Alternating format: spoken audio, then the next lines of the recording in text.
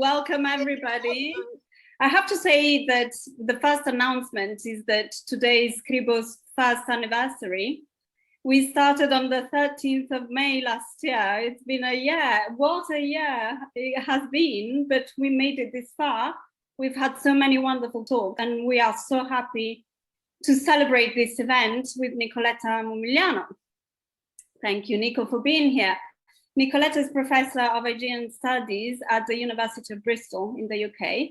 And if you're here, you know well who she is and what she's contributed in so many as 8 books to the field and so many excavations in Crete and elsewhere, always with a rigorous but never pedantic, never too heavy style of scholarship. She writes, simply said, simply put, beautifully. And Nicoletta today has gifted us with a very Proustian title, and this is not unintentional, because today we talk about the Aegean scripts, but also about their reception, their life after death, as it were, and their perception in posterity. Nicoletta explores this theme and many other themes in her latest book, In Search of the Labyrinths, the cultural legacy of Minoan Crete, published by Bloomsbury, came out in September last year. Please do go and buy it. It has been already a great success. And not only that, it's also received so many accolades, and it's also been longlisted here for the Runciman Award, which I hear is to be announced very soon. I think in June, Nico. Yeah, but good luck with that. I remain in the long list. I was in the short list. No. This book explores the responses to the Aegean in literature, the visual and performing arts, and involves important works of the 20th century by novelists, poets, avant-garde artists, fashion designers, musicians, philosophers, architects, to name just a few: Sigmund Freud, D.H. Lawrence, Cecil Day-Lewis, Nico Kazantzakis, Robert Graves, André Gide, Mary Renaud, Don DeLillo, Marc Chagall. I could continue, and of course, Marcel Proust. And I love that the book is dedicated to all the people who have been affected by Cretomania. And if you're one of them, you have landed at the right Zoom link this evening. Before we start, and since this is a short notice, let me announce that our next SCRIBO is going to be with Karen Lee Overman, who will be talking about the evolution of ancient numbers in Mesopotamia and elsewhere, next Wednesday, the 19th of May at 4:30. We'll send the news in our social media, social outlets tomorrow. Nicoletta, if you are ready, the floor is yours with In Search of Labyrinths and Scripts, the Aegean Bronze Age in Ancient Writings, Modern Art, Literature, Music, and Other Cultural Aspects. Thank you so much for being here. I want to thank Sylvia very much for inviting me to give this talk in this series, Seminars on Scripts in Bologna, SCRIBO. And I also want to thank all of you who are attending this seminar today. And I must start with a very brief explanation about my topic.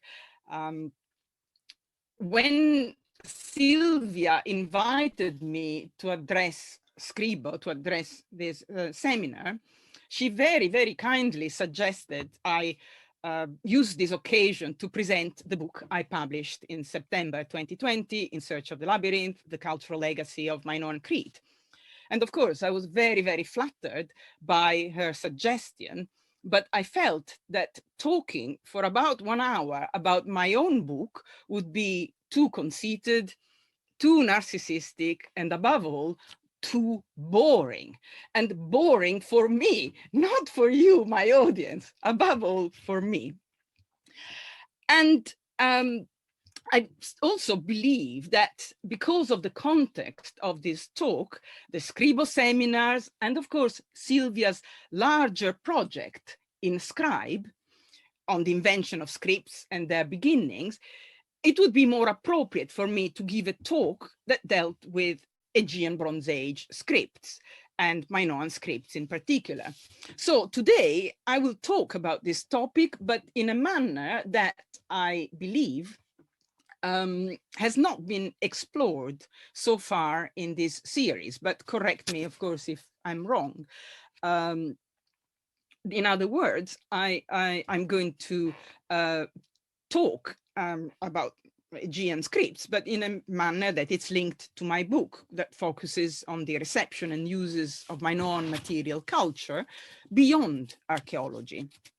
So I will discuss with you today some examples of how Aegean and especially Minoan scripts have been used in modern works of art, in literature, fiction and poetry, and other cultural practices, including cookery, as you can see in this slide. This slide illustrates two uses of the Festos Disk, namely in a modernist sculpture located in the grounds of the Berlin Art Hotel in Gyumri in Armenia, and the biscuits, or rather the disquits, created using replicas of the Festos Disk as a biscuit template by a member of the Cruise project in May 2017. And by the way, if you do an internet search, you will find that there are also examples of biscuits and cakes with linear B, linear A, Cretan hieroglyphic, and so on. And perhaps if we had had this seminar in Bologna and instead of via Zoom, perhaps we could have sampled some linear B cakes afterwards. Examples of the uses of Minoan scripts in various arts, literature, other cultural practices, such as those illustrated in this slide, are dozens, if not hundreds. And in the time available, I can only show you a selection, mostly taken from visual arts, literature, and music. But I hope that the examples that I've shown you in my slides so far, and in those that I'm going to discuss later, will be sufficient to give you an idea of the variety of the uses of Minoan scripts in different cultural practices, from highbrow literature to fashion accessories, food, tattoos, and so on. And also to illustrate the impact that research on Aegean scripts has on both scholarly and non-scholarly perceptions, and even categorizations of the people who inhabited the Aegean in the Bronze Age, especially the Minoans. And I also hope that by doing so, you will appreciate that various reimaginations, uses and reimaginations of Aegean Bronze Age scripts and of antiquity in general can be good to think with. The past and the present are in a constant dialogue, in a constant dynamic interaction, and different uses of the past in the present may stimulate reflections on the way in which we specialists might look at the past and at the history of our discipline. And the dynamic relationship between past and present, as well as the history of Minoan studies, are very much what my book is about. When I was asked by my publisher to produce a book on the cultural legacy of the Minoans, I had to confront the idea that, yes, the Minoan cultural legacy is, to some extent, what happened in the 3rd and 2nd millennium BC.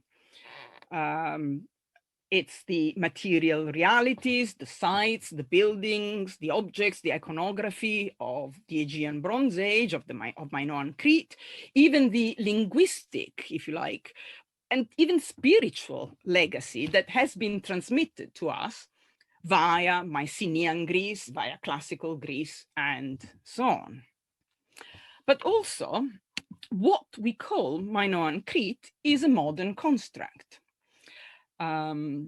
It's Minoan Crete is the product of interpretations, reconstructions, complex entanglements between objects and ideas about them. Ideas that are influenced by the present, and different groups, different individuals may have very different perceptions of what really constitutes the legacy of Minoan Crete. What is the legacy of Minoan Crete may not be the same of what is for Sylvia or for other people in this audience or beyond this audience.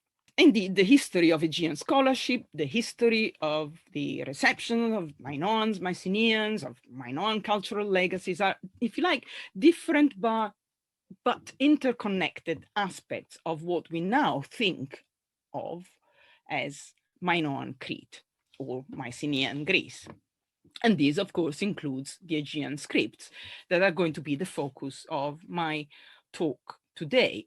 This is a very appropriate topic, I think, because after all, Sir Arthur Evans, a major figure in Minoan studies, started his investigations on Crete because, like many of you in the audience, he had a very, very strong interest in the origins and developments of ancient, from, among many other things, from his father, John. And many people before me have pointed out the irony of the fact that Evans, in a sense, ended up digging at Knossos because he wanted to prove that some form of primitive writing had existed in Europe. And of course, he proved this idea, but he was also unable to decipher any of the scripts he uncovered.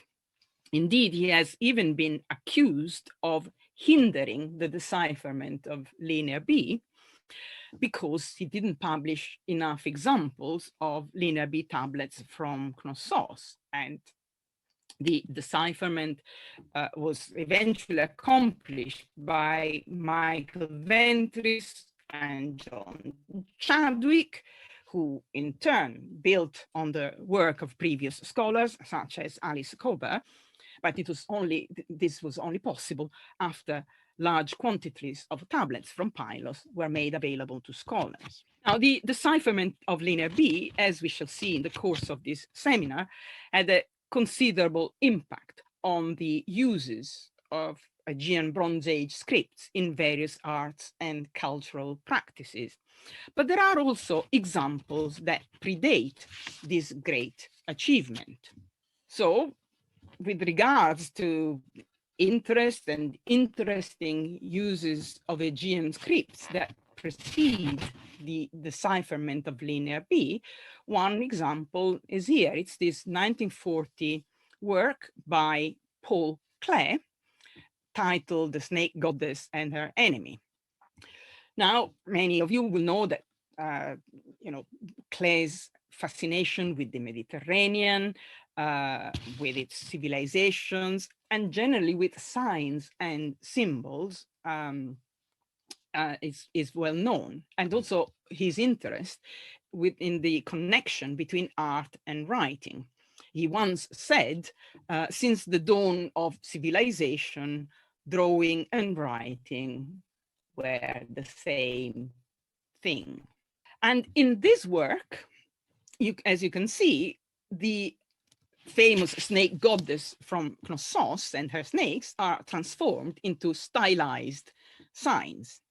And the enemy seems to me to have been partly modeled on the so-called Lycian granary sign from the Festos Disk, which is turned on the side and in turn turned into a more menacing tank.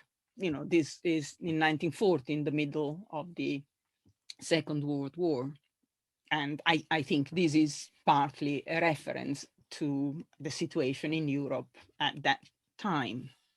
And another work by Klee that at least shows interest in signs, symbols, primary shapes, and Minoan Crete at the same time is evidenced in this painting titled View of Knossos, although I think in this case, I don't think there is such a clear link with any of the Minoan scripts. I think probably here is more the interest in the, well, it's an interest in Minoan Crete, but more in primary shapes rather than scripts. And this strong interest in signs, symbols, and more generally a fascination with the connection between art and writing can be seen in the works of many writers and artists of different periods, as illustrated, for example, by the popularity of the so-called visual poetry. You see an example here, Mary Ellen Salt's Forsythia, a poem using words and as shapes, also the so-called concrete poetry and scriptural malerai. And this is particularly popular in the early and mid 20th centuries.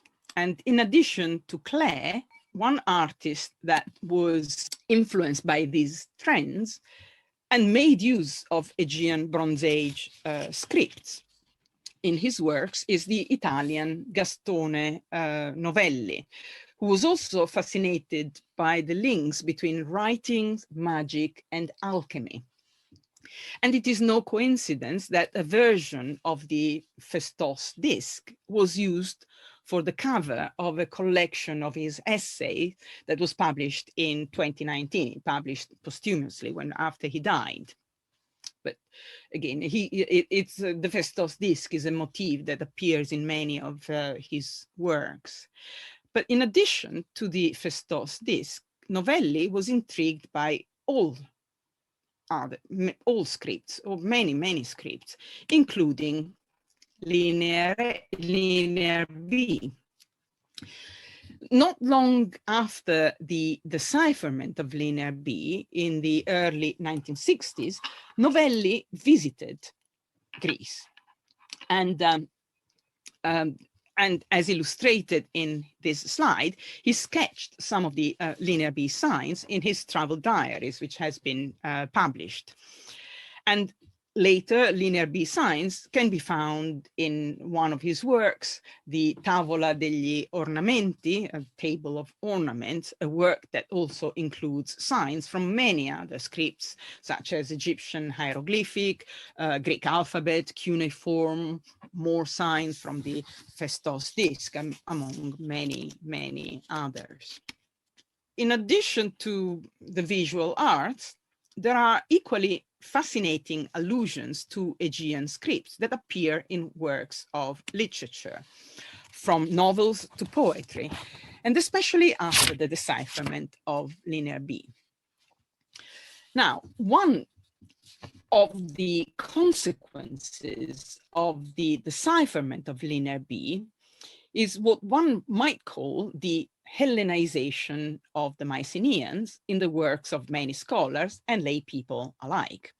In other words, for many people, the Myceneans became more Greek and therefore more familiar, whereas the Minoans, with their undeciphered scripts, became more other, more mysterious, and also a bit more Oriental.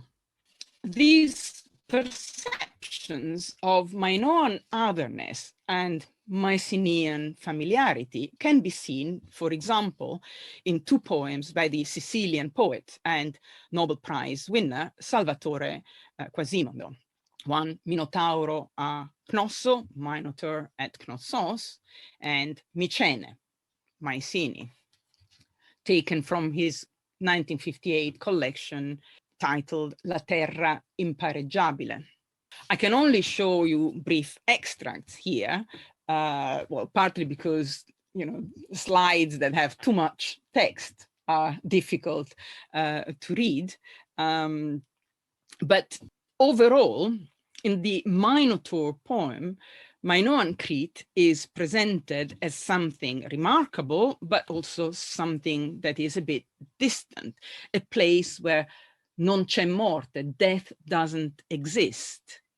And yeah, it is Greece, but before Greece, almost like saying, yes, it's Greece, but not like the Greece we know. It's Greece before real Greece. By contrast, Quasimodo's Mycenean poem is pervaded by a sense of familiarity. It starts with him commenting on the familiarity of the taste of the cheese and the wine that he consumes at the Taverna Belle Hélène before he actually visits the archaeological site.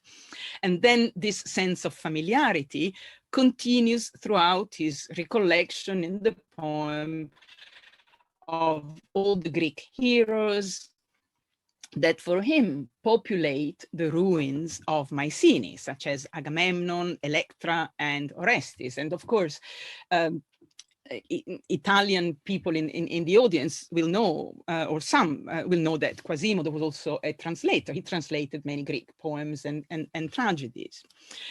But I think, last but not least, in the final verses of the poem, this sense of familiarity is created by his feeling of a shared Greekness, as indicated by his Sicilian Greek greetings to the famous Lion Gate, to the philologist of the stones who re-erected the monuments at Mycenae. He can bring to the, and although, of course, Quasimodo doesn't mention the decipherment of Linear B explicitly in the poem, it's clear that these greetings to these prehistoric monuments in his Sicilian Greek takes a different meaning because of the decipherment of Linear B. And to continue with the theme of the decipherment of Linear B and how it helped to create a more polarized, that is a non-Hellenic versus an Hellenic view of Minoans and Myceneans among some writers, this is very evident, particularly evident in Mary Reynolds' famous novels on Theseus, The King Must Die, and its sequel, The Bull from the Sea. Reynolds herself explicitly acknowledged how this feeling of difference and the inspiration for the novel partly came from the decipherment of Linear B and from the discoveries in 1954 of the second grave circle at Mycenae. In her own words, I cannot remember exactly when or how in the crowd, this face in the crowd, and she's referring to Theseus, the hero of her novels, how this face in the crowd came forward to take stage. But about this time, the first Linear B decipherments were appearing, with their glimpses of a feudal Mycenaean kingdom, along with some dramatic discoveries of royal tombs. And of course, she's referring here to the discovery of Circle B at Mycenae in 1954, discovered and excavated by Papa Dimitriou and Milonas. And then she continues, there began to be described a mainland culture different from the mannered elegance of the Minoan, a warlike society, well-organized, aristocratic, and art-loving, but primitive and barbaric by the standards of Crete's millennial sophistication. These are not particularly new ideas, but what is interesting in the context of this talk is that this is partly sparked by the decipherment of Linear B. And the Hellenizing effects of the decipherment of Linear B as Greek and the polarization between Minoans and Myceneans are also evident in the 1967 novel, The Maze Maker, by the artist and author Michael Ayrton. So this novel is presented as an autobiography of Daedalus, that is the maze maker of the novel's title. And like the novels of Mary Reynolds, and indeed many novels about Crete, this is set at a time of transition from Minoan decline, Minoan decadence to Mycenaean ascendancy. and it contains various references to Greek language, the Greek language coming into general use on Crete as a second language, and the use of that, how it was written on clay tablets and papyri. And of course, in the novel, Minoans and Myceneans are portrayed as representing antithetic, opposite worldviews, matriarchy against patriarchy, mother goddess versus sky gods, and so on. But incidentally, among the other effects of the decipherment of Linear B is that in some scholarly publications, we see a similar otherization and orientalization of the Minoans, in the sense that while the Myceneans are now often included in volumes about Greece, the Minoans appear in volumes about the Near East. An example of this is the French series published in the 1960s, 1970s, a series on great civilizations, where the Myceneans are included in the volume on ancient Greece, and the Minoans are included in the volume on the Near East. And another example is the volume by Emily Vermeule, Greece in the Bronze Age, a volume that would be very, very familiar to many Aegean prehistorians of certain generations, perhaps not to younger generations, but for people of my age or older, this would be some of the books we studied as undergraduate or graduate students. Now, this was published by University of Chicago Press in 1964 and deals with the Mycenaean world only. And why? This is because the same publisher had commissioned the volume on the Minoans to a Near Eastern specialist, Mached Mellink.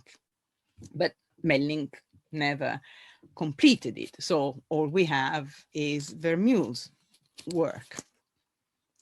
But interestingly, in some quarters, the decipherment of Linear B led to the opposite, led to a orientalization of the Myceneans, because the decipherment of Linear B showed quite some disparity between the social structures found in the tablets and in the Homeric poems, and a similarity with the administration of Near Eastern palaces. And an example of this is the 1961 volume, The Origins of Greek Civilization by Chester G. Starr. For this historian, the essence of Greece was the broader social basis of the Greek early Iron Age. It was this that led to the development of the Greek citizen state or Greek polis, and eventually to Greek democracy. Minoan and Mycenaean palaces were too despotic to be regarded as the true origins of Greece. But, well, it seems to me that Greekness, like beauty, appears to be in the eye of the beholder. And indeed, whether any part of the Aegean Bronze Age is considered Greek or not is contingent on modern desires, individual preferences, and context. In other words, it depends on how one chooses to define and essentialize Greekness, as well as Europeanness and Orientalness. And it depends also, of course, on how much weight one gives to language. But what can we say about the decipherment of Linear B and its impact on certain individuals, and especially on Cretan writers? How did they react to this? How did Cretan writers combine their pride in both their Minoan heritage and their own Greekness? And two Cretan writers offer interesting and somewhat different responses to this question. One is the famous author of Zorba the Greek and many other works. An almost Nobel Prize winner. He was nominated, I don't know how many times, but never actually got it, Nikos Kazantzakis, and the other, the much less famous poet Aris Dicteos. Starting with Kazantzakis, I would argue that his 1957 autobiography, Report to Greco, represents a response to the decipherment of Linear B, which could be seen as a form of Minoanization of Hellas, a Minoanization of Greece. In other words, the decipherment was for Kazantzakis a stimulus to valorize the Minoan past while recognizing its otherness. And yet, it's also an attempt to incorporate it into the long continuum of Hellenic and European history. And examples of this can be seen in sentences such as this, that you find in his Report to Greco. Crete served as the first bridge between Europe, Asia, and Africa. And it was here too that the soul of Greece accomplished its destined mission. It reduced God to the scale of man. Here in Crete, the monstrous, immovable statues of Egypt and Assyria became small and graceful, with bodies that moved, mouths that smiled. The features and stature of God took on the features and the stature of man. So, recognizing Minoan Crete as something vital, that contributed to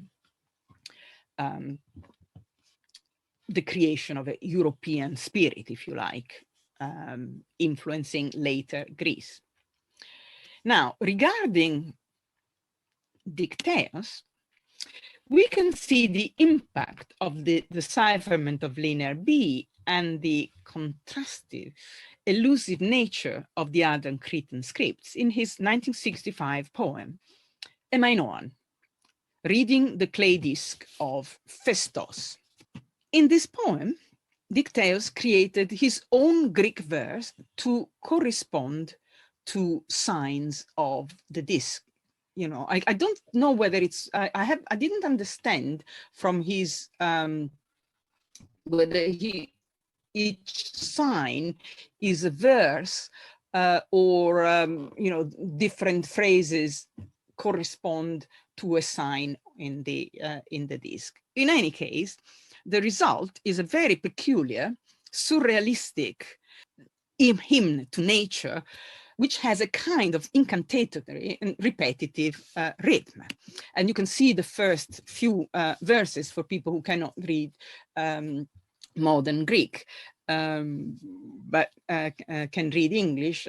In the here, the few first verses in the translation by Roderick Beaton.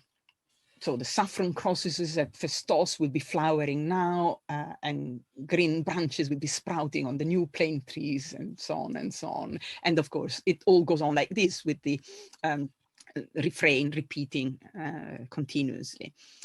And interestingly, in a note to this poem, Dicteos explained that he was trying to create something similar to the Sumerian hymn to Inanna. But he recognized that in the end, and this is in my translation, in my English translation of his words, I was left with my Greekness and my modern psychological insights, which I loaded anachronistically upon the shoulder of an old Minoan. in a way similar to how Cranach painted Paris as a medieval night, and Goethe gave his Iphigenia an awareness of Christian morality. So you might say that Kazantzakis' response is more traditional. It's one that attempts to incorporate Minoan Crete in the long continuum of Hellenic history by showing the cultural debt that Greece and Europe owed to the Minoans. And I say that this is traditional because it recalls views proposed by many scholars since the beginning of the 20th century, starting from Sir Arthur Evans, who believed that many Minoan inventions prefigured those of later Greece and so on. Dicteo's response, by contrast, for me, at least, has a much more modern, or indeed, I would say, postmodern flavor in its reflexivity, in its skepticism, and in its recognition of epistemological relativism. And talking of modernity and post-modernity, this is my final example, which has once again to do with the Festos Disk. But we now move into the 21st century, into the world of music, and into the use of Minoan material culture, including its scripts, to address very contemporary and global concerns, namely environmental disasters. As you can see in this slide, in 2014, the post-metal progressive rock band Giant Squid produced an album titled Minoans.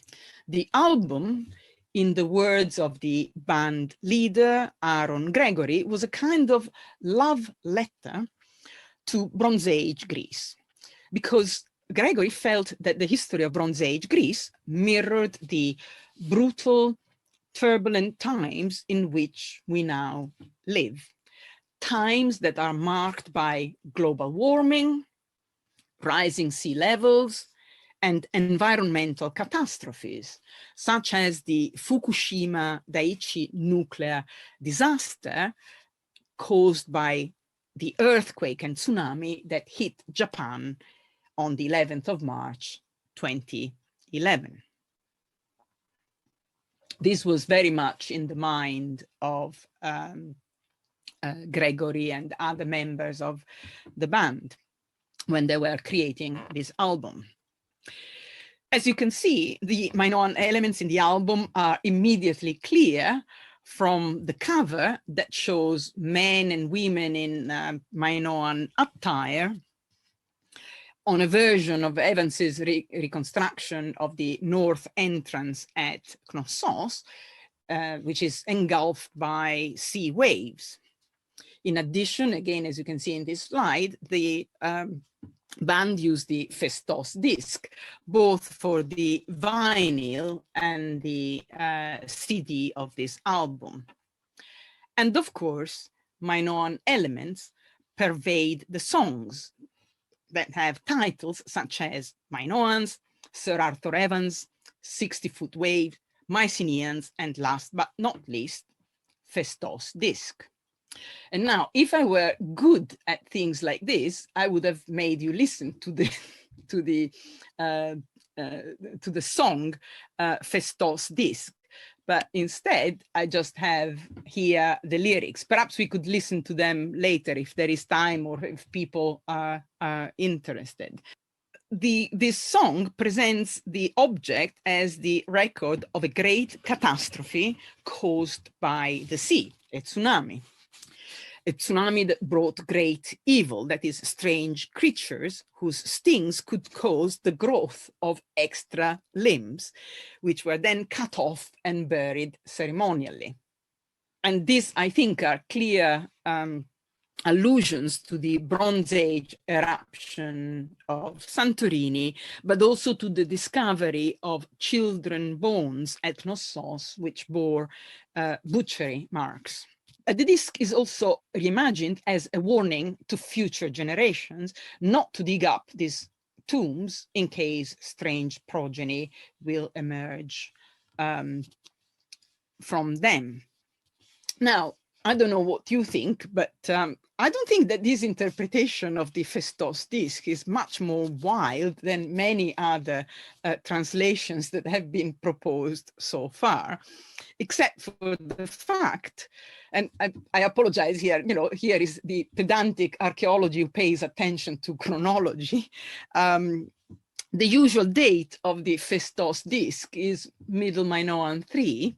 The eruption of Santorini occurred in late Minoan 1A, and the children bones with butchery marks found at Knossos were found in a late Minoan 1B context. So it couldn't be a warning of something that has happened. It could have been a prophecy, if anything. But I suppose one should not be too pedantic about chronology and simply allow for poetic license and admire the creativity and vivid imagination of the creators of these lyrics and the songs. And now I'm going to simply conclude, say that I hope simply that with this seminar, I was able to show you some of the variety of the uses of Aegean Bronze Age scripts in modern cultural practices, and how the script have acted as catalysts for artistic creativity from the 20th century to the present. And I hope I was able to show you how the study of my Aegean scripts and the decipherment of linear B in particular has affected modern responses to both Minoans and Myceneans. Artists and writers have used and reimagined the Aegean scripts in their works, of course, according to their own sensibilities and in the context of their times. But at least in doing so, they have given them some kind of renewed vitality. They have reached wide audiences well beyond the narrow confines of archaeology, ancient history, ancient epigraphy, and linguistics. And I also hope that I've shown you how these modern reimaginations can pose interesting questions of historical and social importance and can stimulate different ways of looking at the Aegean Bronze Age and especially the Minoan past. They can offer opportunities to reflect more broadly on the significance of Aegean Bronze Age scripts for past, present, and future generations. Thank you for your patience. Thank you. No patience, a lot of interest and a lot of curiosity. And I have a couple of questions actually before I leave the questions to the floor. Yes. This was a wonderful overview of what your book, but your book really brings to light. In a way, it's a little bit of a shame that we had to talk about scripts at all, because your book brings to light a broad spectrum of what this reception and the reactions and the perceptions of the legacies of Minoan Crete have done in the 20th century. And I was really curious to know how your take on Proust and the way that Proust, I remember reading an article of yours that mentioned Proust's approach to Minoan Crete and the Myceneans as well. And I really wanted you to talk about that too. And also my curiosity was piqued when, you know, fashion designers were mentioned, just as a frivolous side thing. But let me just ask my broad question, which is, I was very, very concerned when you said that Minoan Crete, Minoan culture was inserted in the Near East, in the Grand Collection. That was, we're talking about the same islands, and to, you know, divide cultural legacies on the basis of culture characteristics when we're talking about the same geographical spot is like such a far-fetched implication and a fully loaded way of looking at these things. And also the orientalization of Minoan Crete in the same period which is what, a generation ago, not even. It's really incredible. And this kind of plays out in a, in the tension that we're living now in assessing what is a classic, and should we still be using the word classics when we define our subject, broadly speaking, of course. Ancient history of the Western world and the Mediterranean, the ancient Mediterranean. And I wanted to ask you what your take is in this big tension, which has reached really aggressive, fierce stances and positions, which are highly politicized in terms of decolonization and how we should incorporate our new views on our take on the classics and what is a classics. And the idea of orientalizing Minoan Crete really should come into that tension and that perspective as well now. What do you think about all of this? I mean, it's a big question, I'm not even sure that I phrased it in the right way, because it's such a delicate issue right now, and such a delicate sort of, train of thinking and sort of new trajectories in thinking about our past, that I really wanted your opinion on this. Well, it's always, in a sense, when you have to place things in slots, when you have to assign things to categories, you show your cards, in a sense. And yes, why? But I was thinking, when you were talking, I was thinking, well, in a sense, when people created the Cambridge ancient history, they completely bypassed the idea of West and East. Because, there was, for them, there was no difference. In fact, they said, well, what happened in the East, in the Near East, in the end, for European, for Europeans, is as important as what was happening in Europe. It's, I mean, to try and categorize Minoan Crete as Oriental or Greek or whatever, is, I think it's simply, for me personally, it's a kind of waste of time. It is. I agree. Because it simply shows a rather narrow mentality as to what is Greek and what is not, or what is European and what is not. As to decolonizing the classics, I mean, well, one way to start decolonizing, well, I'm not saying the classics, because also it depends on whether you consider Minoan Crete and Mycenean Greece as part of classics, and that isn't, for some people they're not. For some people, Greece, the classics start much later. They have nothing to do with the Bronze Age. No, I didn't want to suggest that. I'm suggesting, if you think that in terms of deeper classics where you start the study of certain ancient civilizations very earlier, well, one way could stop defining Minoan Crete as European and or Near Eastern. Do we need these classifications? I don't know. I'm asking the question because I don't know whether these classifications are helpful. Although at some point, you have to have departments that are called departments of classics or departments of Oriental studies, and yes, there's also that there are practical reasons. But when it's this sort of what really puts people at ease is the point of having a sort of a centrifugal point of departure. What is east of what or west of what, and to define that centripetal direction, trajectory, that is a very problematic thing. Using geography that has that, or using language. I mean, I make this point, especially in the context of your because in some situations, language is less important than other aspects of culture. Absolutely. But we forget that. And taking from that very point, Nico, I wanted to point out exactly that.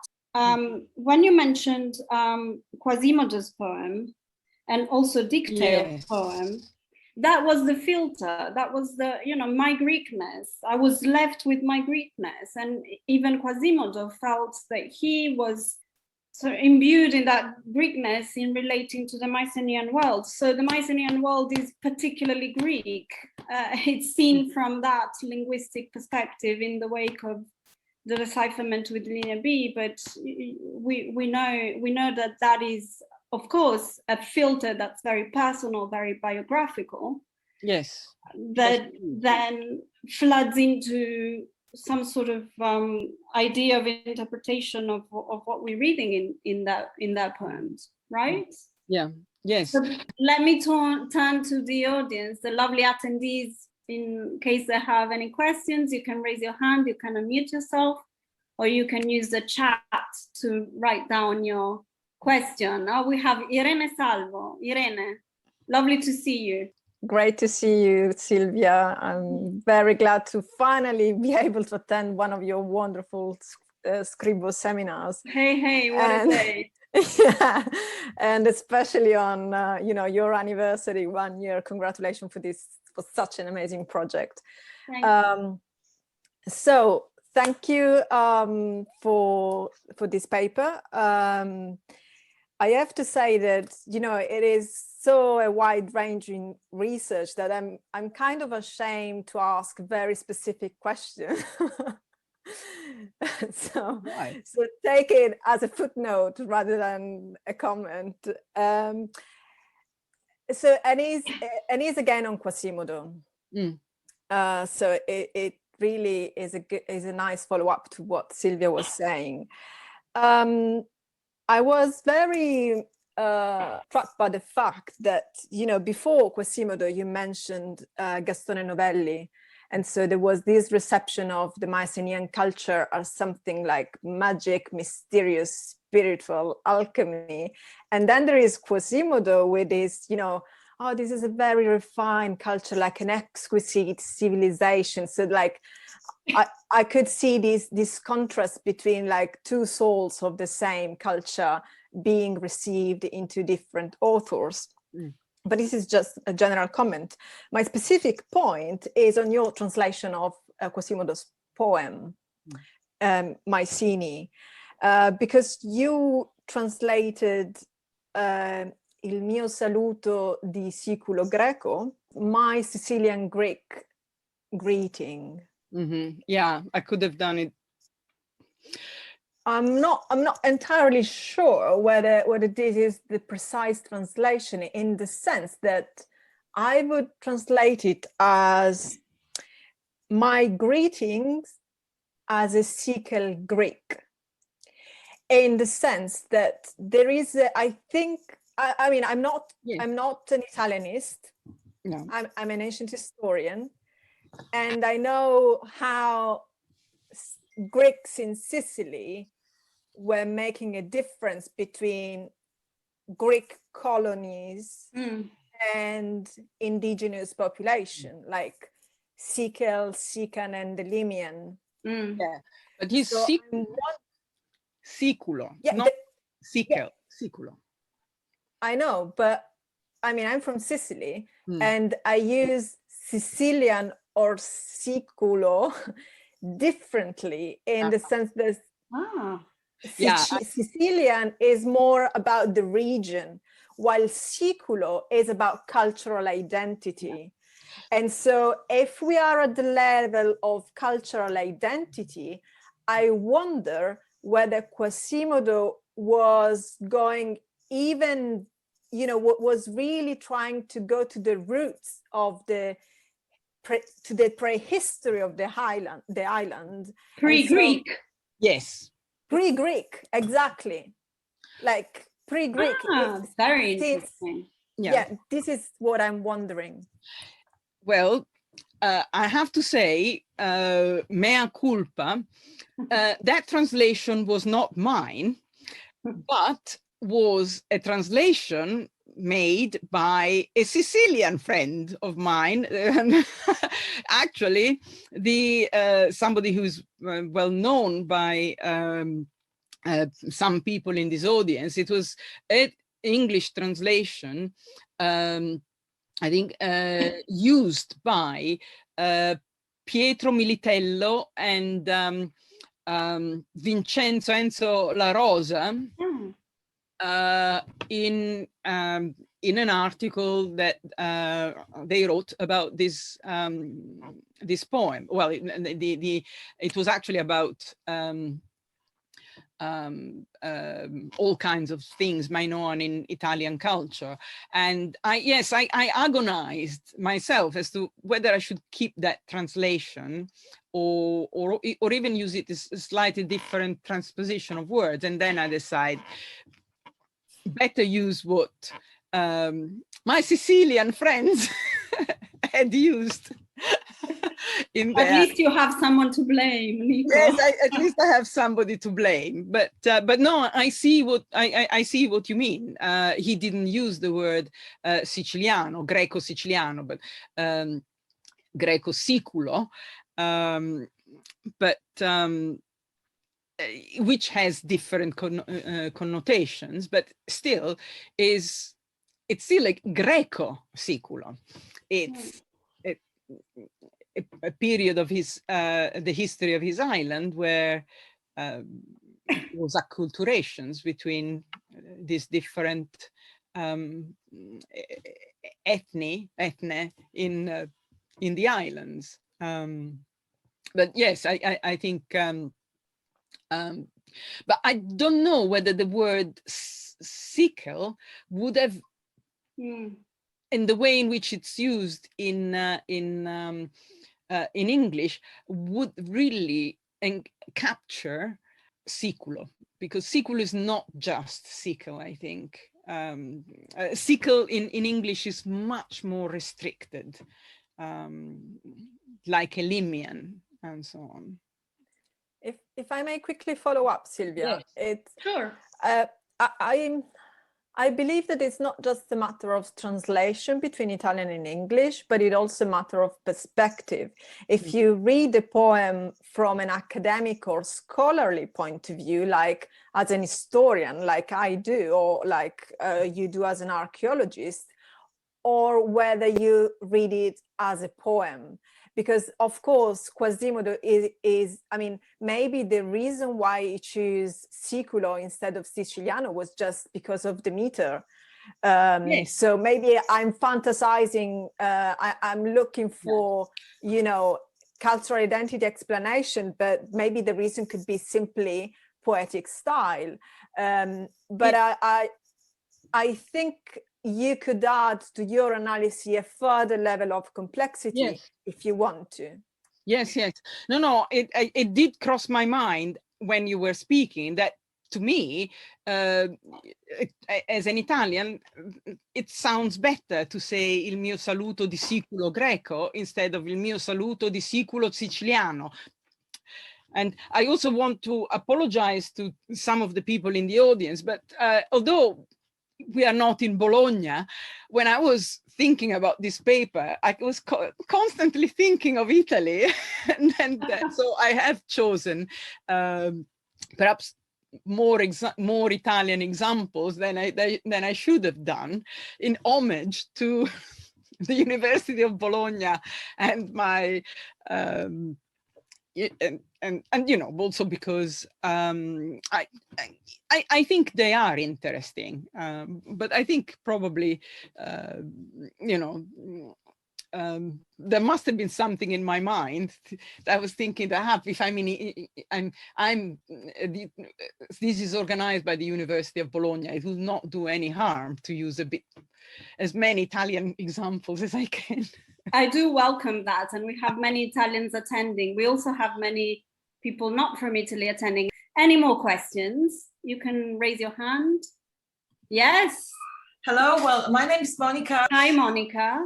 And I'm a PhD researcher in visual arts.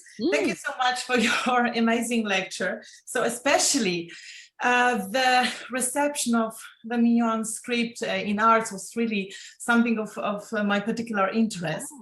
And well, in my PhD dissertation, I'm trying to trace back, I'm trying to analyzing calligraphy and script as a use in as art. So I'm trying to trace back the moment when the script ceases to be a mere tool for transcribing, for recording, but there is a kind of a shift of its status as an artistic mean. And my question is, if we are looking at the linear B script, is it possible somehow to distinguish the status of this script as a mere recording tool, a transcribing tool, or was that script somehow mingled with drawing, just as Paul Klee was writing about that? And maybe one more sentence. My question raises from some conclusions that I have when I'm looking at the ancient Greece writing for naming the scribes. There is no references to the predicate of beauty, which is embedded in the calligraphy itself. Just as it looks like calligraphy itself is like the modern on the Renaissance concept, right? So the Greece used graphos and antigrapheus for calling them, dubbing the scribe person. And again, my question, so when we are looking at the Bronze Age and the literacy issue maybe, is it justified to call the scribes of linear B scribes artists, or were there merely scribes recording some information? Thank you. And sorry for such a long question. No. I wonder whether, in fact, probably some linear B specialists might be better at answering this question you pose. But my impression, but some people may disagree with me, is that at least the materials that we have in which linear B has survived may not, it would be hard to consider them as artistic objects. For linear A, the earlier script, I would say that there are some examples of, perhaps not necessarily calligraphy, but where the script seems to me to have been used a bit more as decoration. I'm thinking of the inscribed cups from Knossos with the ink inscriptions that goes in a spiral. I mean, there is something that looks to me a bit more artistic, but again, I mean, perhaps it's my view. It's the way I look at these things as a modern person, and that looks to me more artistic than other things, or some of the inscriptions in linear A that you find in some on some stone vases. Was that also considered as part of the decoration? Well, I suppose there are some linear B inscriptions on some pot, and those could have been seen as like kind of decoration, adding to the attractiveness of the object. But regarding the tablets, the clay tablets, I don't know whether anybody thought of partly because they are preserved by accident. They were not meant to be preserved, unlike some of the objects that are fired and they're meant to last for at least for a bit, the tablets were not meant to last. That is But, an you know, interesting. there are artists now who paint in the sun, and their works of art, part of their beauty is the fact that they are ephemeral. So Thank you, Nicoletta. thank you. Thank you. Thank you for your question. I think Judith wants to say something, although she's physically raising her hand. And I already know what she wants to say because I've got to the point where I can read her mind, almost. Judith. Okay. Right. If there are any scribes who are artists in the Minoan period or Mycenean period, I think you have to go back to Cretan hieroglyphics. There you go. I knew you were going to say that. I knew you were thinking of this too, Sylvia. And look at those who wrote on the seal stones. Yeah. Where you have Cretan hieroglyphics on seal stones, very short inscriptions, most of them, but clearly there's a whole integration of the script with what we call decorative motifs, but other motifs besides. And the engravers are quite happy to flip something around or turn it or put it in juxtaposition where it doesn't really belong, which has to have some artistic import, which we've been trying to figure out for years. But that's one thing I would look at if I were you. Yeah. Okay, thank you so much. So yes, of course, that's another one. I was going back from linear B to linear A. Well, well, I start at the other end. You started, yes, quite right. But again, these are things that are supposed to last, unlike the clay tablets. Right. And I think that could also be a useful thing for to start looking at things that were supposed to last. Yeah, I think Barbara could say something about that in terms of linear A, but maybe later. We have Leopoldo Zampiccoli. Leopoldo, if you want to unmute yourself. Barbara, I think I can read your mind too, Barbara. Okay. After Leopoldo, maybe. Okay, thank you. Well, once again, thank you for the lecture. My connection was a bit fuzzy, so I might have missed this point. I wanted to ask quite specifically, because I didn't hear it mentioned, if, other than only in the academic field, if the phenomenon of Black Athena had some kind of interference or influence in the literary and artistic understanding of Crete itself and Crete civilization. And well, just as a secondary thing, it just happened yesterday that I was randomly watching a YouTube video by a Greek influencer, and it happened that the whole phenomenon of Crete fashion was mentioned as a sign of, well, it was interesting, first of all, that the YouTuber understood herself, well, being Greek, understood Cretan civilization as directly Greek. And but other than that, of the fact that Cretan fashion, because of its egalitarian, the egalitarian way in which women, for example, expose their breasts and things like this, all these kinds of elements were understood as this is a sign of Cretan civilization being egalitarian towards women, and thus a good, well, a good example to look back at. But this was just a context thing. Thank you, Leopoldo. I will start with the second point about Greek fashion. Yes,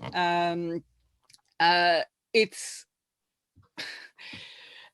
a friend of mine some years ago was actually physically and verbally abused for saying that the Minoans were not Greek, in the sense that they didn't speak Greek, and also that they came from the Near East, ultimately, because we know that the island of Crete was, there were people who came in the Neolithic period, and we know that they came from the Fertile Crescent, possibly from southern Anatolia, i.e. southern Turkey. And, you know, because he said this, he was literally, physically threatened. His family was threatened. People rang him up and said, we are going to beat you up and we are going to beat up your family because you say that the Minoans are not Greek.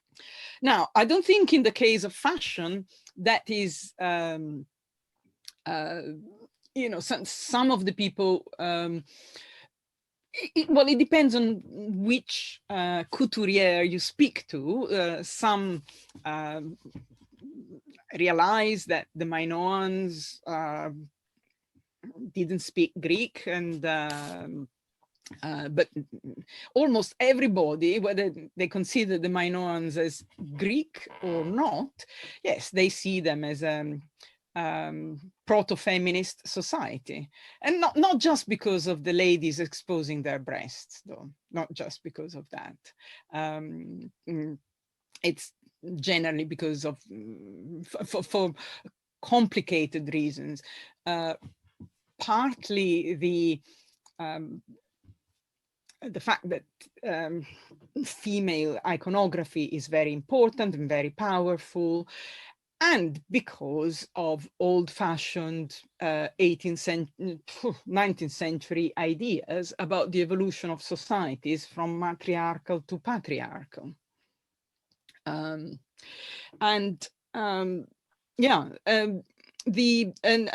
question about Black Athena, I didn't speak about Black Athena at all in my talk, so you haven't missed anything.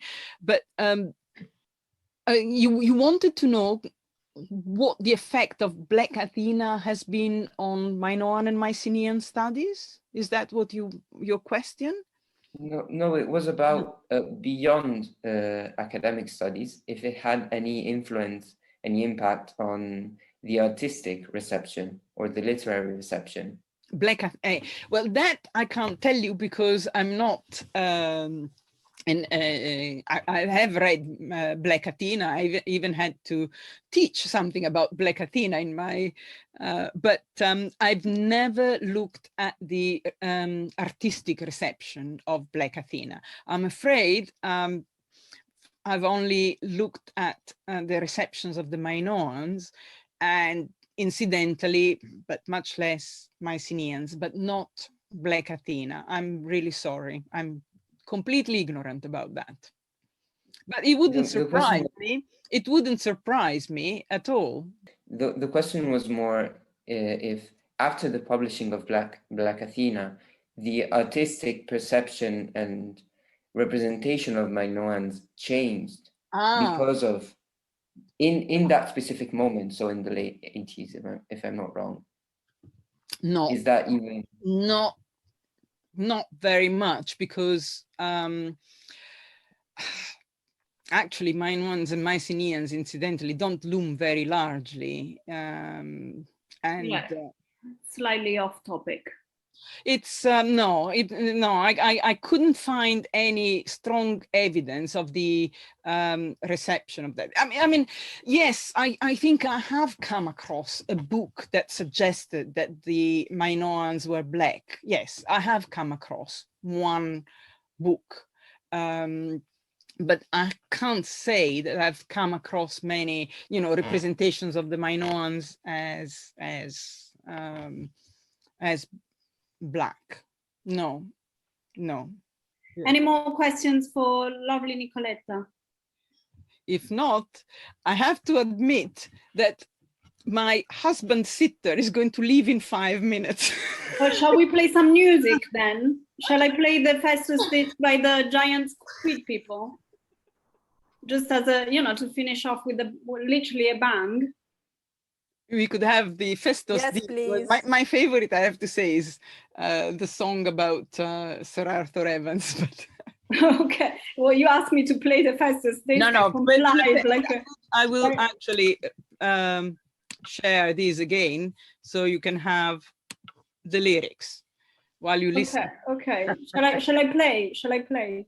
Yes. Let me play this.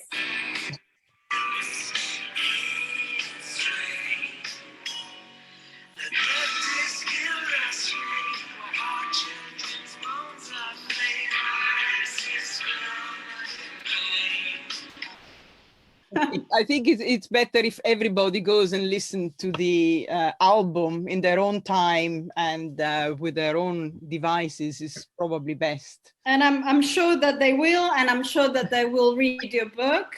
Nicoletta, the last thing that I want to wish you is to win the Runciman Award. We will find out quite soon. No, I will not win it. Good luck.